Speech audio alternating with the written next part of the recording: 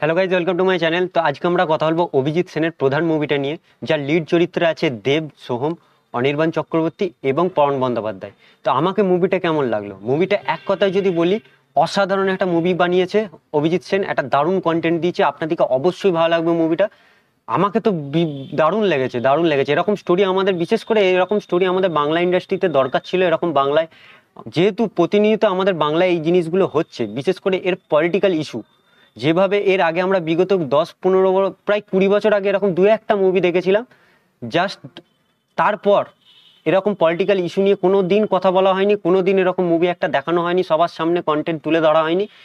এইবার তুলে ধরেছে। যেহেতু আমাদেরকে এর আগে আমরা জওয়ান মুভিটা দেখেছিলাম, শাহরুখ খানের জওয়ান মুভিতে একটা পলিটিক্যাল ইস্যু তুলে ধরা হয়েছিল, যেটা সবাইকে কানেক্ট করেছিল, সবার মধ্যে কানেক্ট করেছিল, প্রায় গোটা ইন্ডিয়ার মানুষদের মনে একটা কানেক্ট করে। যেহেতু তাদের মধ্যে প্রতিনিয়ত এই জিনিসটা হচ্ছে, তাই তাদেরকে কানেক্ট করেছিল। এরপর আমাদের ওয়েস্ট বেঙ্গলে যেই জিনিসগুলো হচ্ছে, পলিটিক্যাল ইস্যু নিয়ে যেগুলো হয়েছে, যেগুলো আমরা প্রতিনিয়ত নিউজে আপনারা প্রতিদিন দেখতে পান, সেগুলি এই মুভিতে তুলে ধরা হয়েছে, কন্টেন্টটা তুলে ধরা হয়েছে।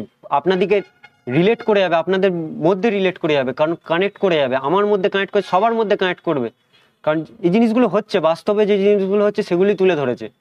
দারুণ লেগেছে, একটা দারুণ কন্টেন্ট দিয়েছে অভিজিৎ সেন। তো গাইজ, এই ছবিটার যদি গল্পে আসি, এই ছবিটার গল্প হলো দীপক প্রধান নামে একটা পুলিশ অফিসার আছে, যে একটা ছোট একটা গ্রামে আসে, যে গ্রামটার নাম হচ্ছে ধর্মপুর। সেখানে কিছু ইলিগাল অ্যাক্টিভিটি হচ্ছে এবং সেখানকার যে পলিটিশিয়ানরা, তারা তাদের মতো ঠিক মতো কাজ করছে না। তো সেখানে দীপক প্রধান এসে সেই আর কি ধর্মপুর গ্রামটাতে কিভাবে নানা রকমের চেঞ্জেস নিয়ে আসছে এবং একটা বেটার প্লেস করে তুলবে, এই নিয়েই হচ্ছে এই মুভিটার মেন গল্প। এরপর নানা রকমের তার মধ্যে পলিটিক্যাল ইস্যু দেখাচ্ছে, যেগুলো আর কি আমাদের হচ্ছে প্রতিনিয়ত জীবনে। এরকম পলিটিক্যাল ইস্যু নিয়ে কোনোদিন মুভি হয়নি। জাস্ট আজ থেকে 3-4 মাস 5 মাস আগে আমরা একটা মুভি দেখলাম জওয়ান, এর আগেই বললাম আমি, এরকম একটা পলিটিক্যাল ইস্যু দেখেছিলাম।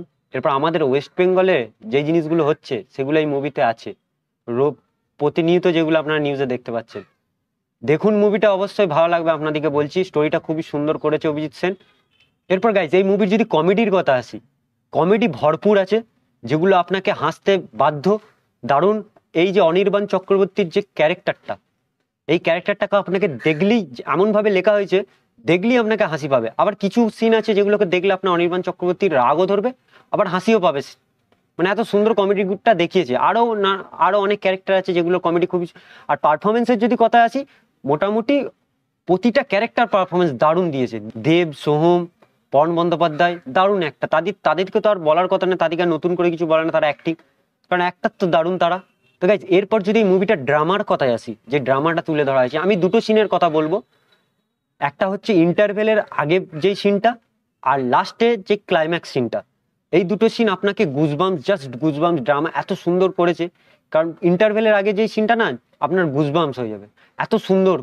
ইন্টারভেলে কোনো অ্যাকশন নেই, কিন্তু এমন ইন্টারভেলে যে আগে যেই সিনটা দিয়েছে, আর লাস্টে যে ক্লাইম্যাক্সের সিনটা, খুবই ভালো। আপনার মধ্যে একটা টেনশন বিল্ড করবে ক্লাইম্যাক্স সিনটা। তার জন্য এই যে ড্রামাটা ভালোভাবে ওয়ার্ক করেছে মুভিটাতে। গাইজ, এই মুভিটা যদি নেগেটিভ কিছু দিক বলি, হ্যাঁ নেগেটিভ আছে, কিছু দিক আছে। যেমন হচ্ছে এই যে ফ্যামিলি যেটা দেখিয়েছে, যে ফ্যামিলি আর কি, এই পবন বন্দ্যোপাধ্যায় যে ফ্যামিলি, দেবের যে ফ্যামিলিটা, এটা আমার মনে হতো এটা যদি মুভিতে নাই রাখতে পারতো, কোনো যদি কেটে দিত, তাহলে সেরকম কিছু ফল্ট হতো না, এফেক্ট পড়তো না মুভিতে। এটা একটু, যেটার জন্য মুভিটার ডিউরেশন অনেকটা বেড়ে গেছে, অনেকটা সময় নিয়ে নিয়েছে মুভিটা।